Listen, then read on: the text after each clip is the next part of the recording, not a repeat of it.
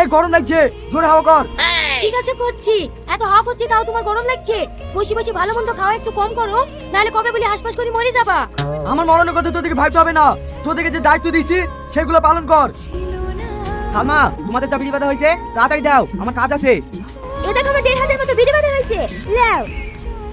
আর তোমার কত হয়েছে? আমার 1000। ঠিক আছে, এই লাও তোমার 1000-এ 200 টাকা, আর তোমার 1500-এ 300 টাকা। এই লাও আমার ইনকামে 300 টাকা। এই এবার তোর ইনকাম দে। এবার চলো খাওয়া দাওয়াটা করে লাও গা। ঠিক আছে চলো। ও বিড়ি বেদি বেশি ইনকাম করে বলি তুমি ওর কাছে খাওয়া দাওয়া করবা, গল্প করবো, তা কিন্তু আমি মেনে নিতে পারবো না, আমার কাছেও খেতে হবে। আজ আবার এ কথা কেন?